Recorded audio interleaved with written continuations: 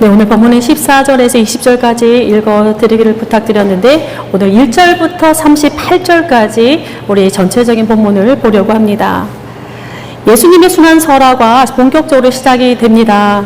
예루살렘 성전으로 입성하시는 순간부터 그의 고난은 이미 예고되어 있었는데 19장 말미에서 보면 예루살렘을 향한 예수님과 제자들의 여행이 마무리되고 성전에 들어가시는 모습과 함께 예수님을 죽이려고 꾀하며 여러 방도들을 찾고 있었던 그러한 사람들이 있었음을 같이 동시에 기록하고 있습니다.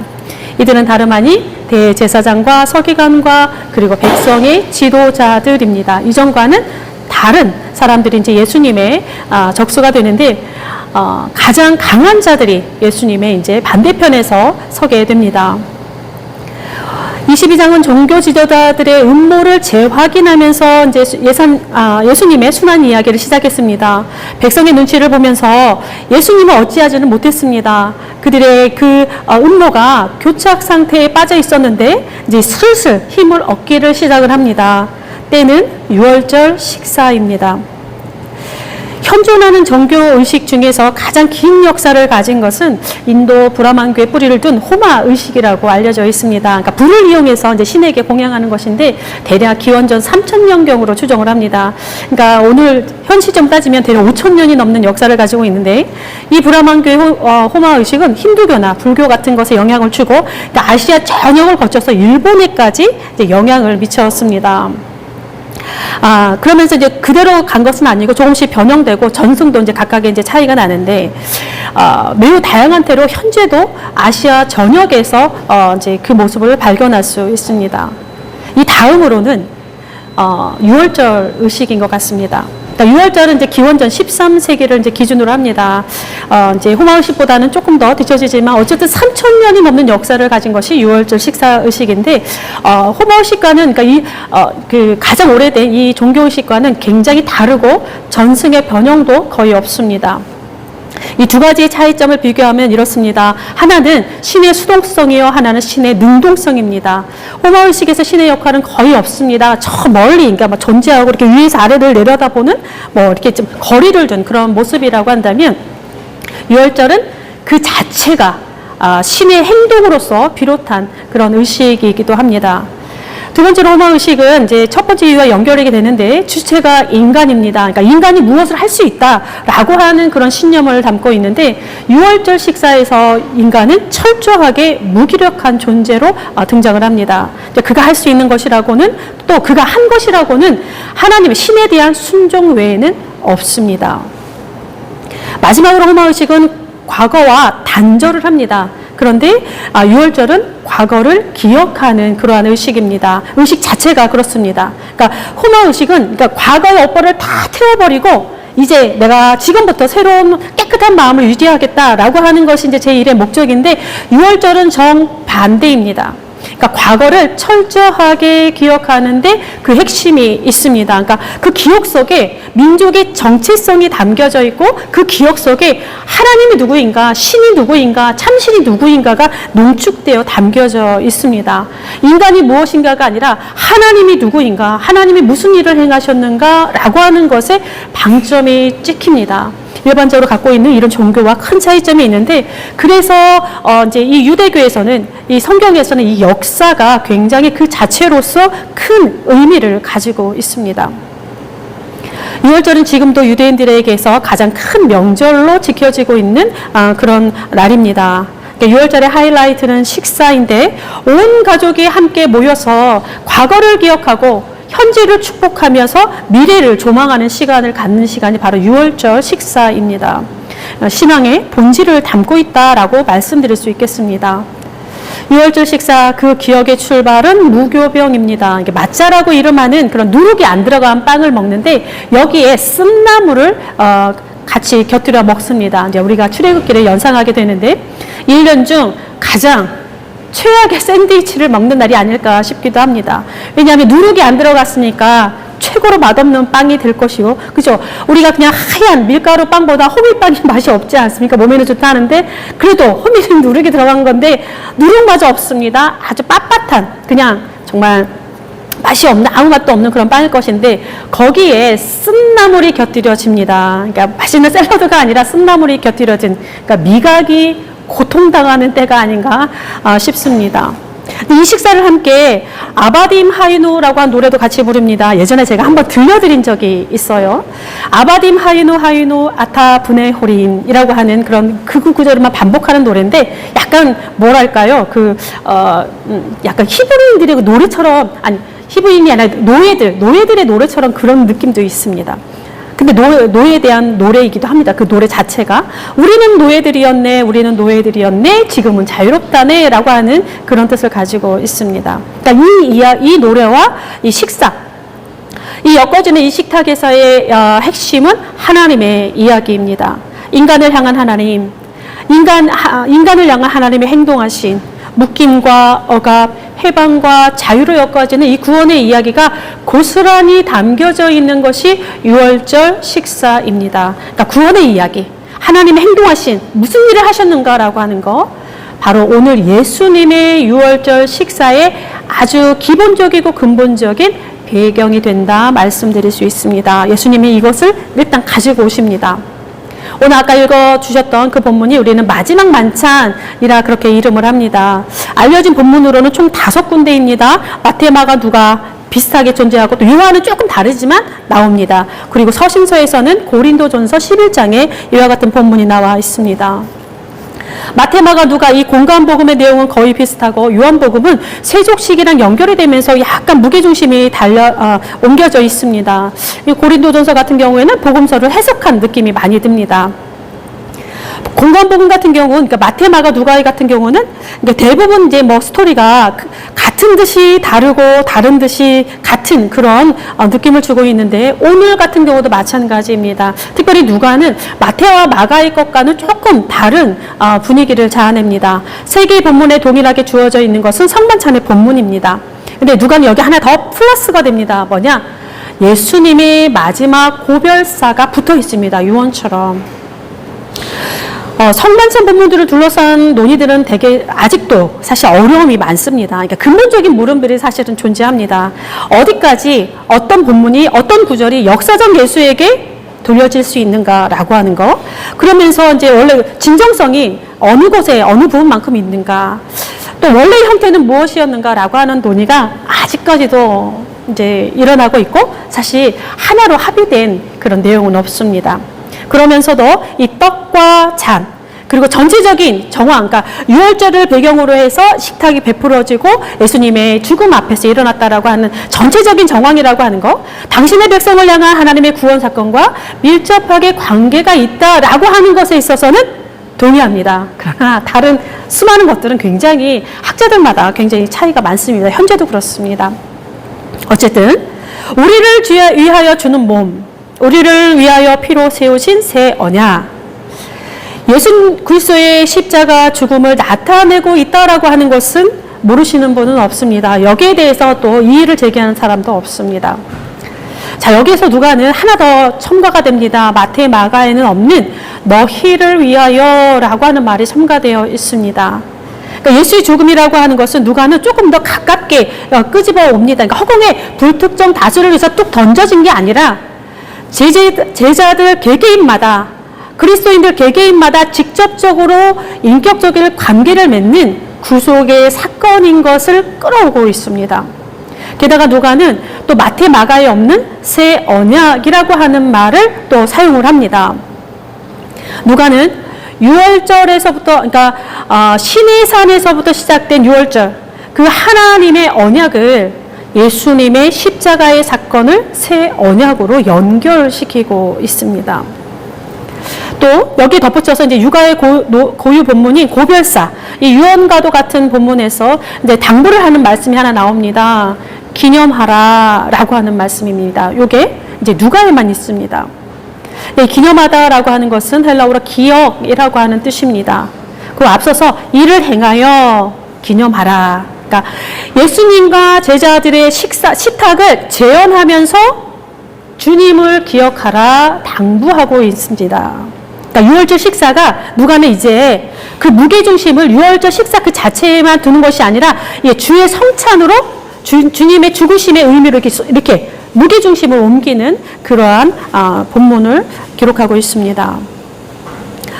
앞서서 유월절 식사가 과거를 기억하고 현재를 축하하며 미래를 조망하는 의시라고 말씀을 드렸습니다. 마찬가지로 지금 예수님과 제자들이 함께 하시는 이 마지막 만찬이라고 하는 것은 우리를 위해 찢기신 몸, 우리를 위해 쏟아내신 그의 피를, 그러니까 그 죽음을 기억하면서 오늘 우리가 누리는 구원이 어디로부터 왔는지 새롭게 인식을 하고 내일 우리가 어떻게 살아가야 하는지 그 기준을 잡는 순간이 바로 성만찬이 되겠습니다.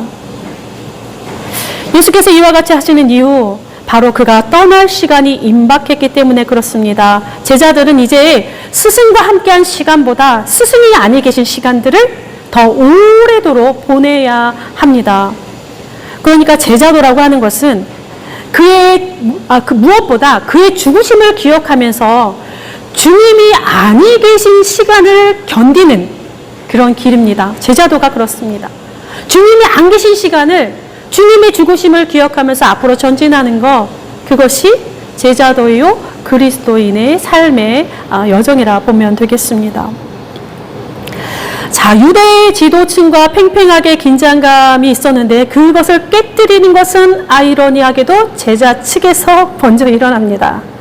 그러니까 호시탐탐 예수님을 넘어뜨리기 위해서, 예수님을 죽이기 위해서 틈을 엿보던 자들이 유대 지도자들이었지만 그렇게 쉽게 무엇인가를 할 수 있는 분위기는 아니었다. 그렇게 성경을 기록하고 있는데 이 틈이 제자 측에서 이렇게 쓱 벌어집니다. 참 매우 유감스러운 일이지만 믿음의 균형이라고 하는 것, 믿음의 타락이라고 하는 것, 공동체와에는 외부의 공격이 아니라 언제나 교회 안에서 시작되었다라고 하는 것, 우리는 역사적으로도 우리가 알고 있고 또 지금 우리의 현실들을 감안한다고 한다면 그리 뭐 놀라운 것도 아닙니다. 누가는 가룟 유다에게 사탄이 들어갔다 그렇게 표현하고 있습니다. 또 이제 성만찬 뒤에 베드로가 3번 부인할 것을 예고하시는 말씀 중에도 사탄의 활동이 그렇게 할 것이다 이렇게 미리 말씀을 합니다. 자, 사탄은 이미 유다에게 들어갔고 베드로에게는 이제 곧 임할 것인데 밀가 보르듯 사탄의 농락당하는 게 베드로가 될 것이다 이렇게 예고하고 있습니다. 성만찬 뒷부분에 보면, 자, 유다는 이미 끝났습니다. 얘기가. 베드로는 알곡과 쭉정이를 골라내는 시험을 앞두고 있는 상태입니다.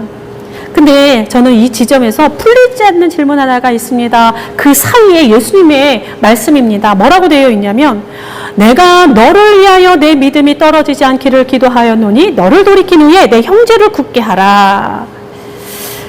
예수께서는 제자 유다를 위해서는 기도하지 않으셨나?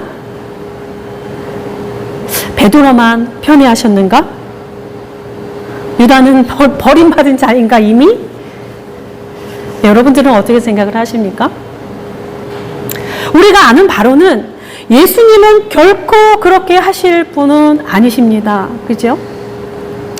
유다 역시 신임이 두터웠던 사람인 것은 분명합니다. 그도 12제자 중에 한 사람입니다. 예수님께서 베드로처럼 유다를 먼저 택하셨고 그에게 사도라 칭하셨으며 그에게 베드로와 동일한 사명을 부여하셨습니다. 게다가 유다는 다른 본문들에 보면 예수님의 그 무리들, 함께한 무리들의 재정 창고를 도맡아 있던 사람입니다. 우리가 아무에게나 돈주머니를 맡기지는 않습니다.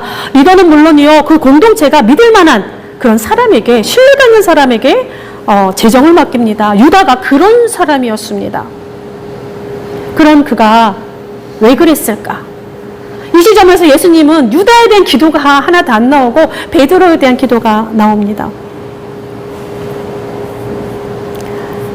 누가는 이러한 제자들의 이런 부분들을 다른 복음서보다 더 많이 고민한 것은 아닌가라는 생각이 듭니다. 왜냐하면 그의 치명적인 이 죄를, 그 배반의 책임을 몽땅 그에게 확 덮어 씌우지는 않습니다. 적어도 누가는 그렇게 하지는 않습니다. 요한은 확 그에게 덮어 씌워요. 근데 누가는 그러지 않습니다. 그냥 풀지 못한 숙제를 그대로 내버려 둔 채 우리에게 이렇게 넘겨주고 있는 모양새입니다. 다른 복음서에 보면 유다가 돈 문제에 걸렸다 뭐 이런 얘기들 많이 합니다. 유다의 부정적인 이미지들이 쑥쑥 나오는데 누가는 그저 사탄이 그에게 들어갔다라고 하는 한 줄로 표현하고 그 이상은 말하지 않습니다.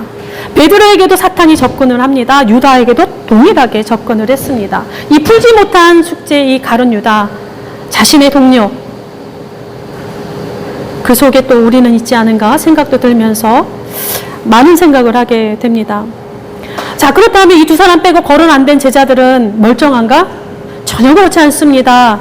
누가는 풀지 못한 숙제 유다뿐만 아니라 그와 나란히 제자들이 얼마나 연약했는지를 고스란히 풀어놓습니다. 이 성만찬을 중심을 두고 그들이 스승의 그 고난을 얼마나 짐작하고 있었는지는 모르지만 예수님과의 마지막 식사 그리고 이어지는 엄중한 고별사를 들었음에도 불구하고 이들 사이에 일어났던 것은 다툼이었다라고 하는 것을 누가는 그렇게 배열시킵니다.